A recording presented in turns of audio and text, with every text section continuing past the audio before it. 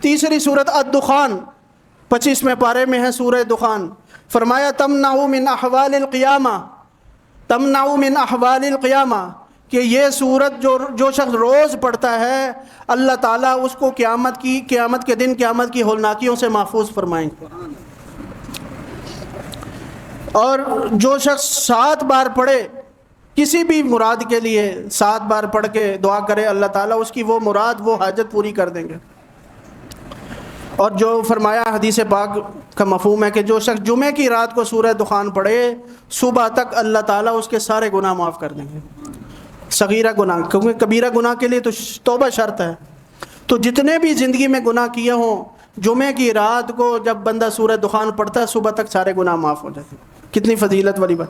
اور تقریباً 2 سے 3 منٹ لگتے ہیں سورت کو پڑھنے میں. اسی طرح فرمایا کہ جو شخص جمعے کے دن یا جمعے کی رات یعنی جمعرات کے بعد جو رات ہے اس کو سورہ دخان پڑھتا ہے تو اللہ تعالیٰ اس کے لیے ایک جنت میں گھر بنا دیتے ہیں بہترین. تو یہ قرآن کی برکات ہیں، ہر چیز ہمیں قرآن سے مل رہی ہے.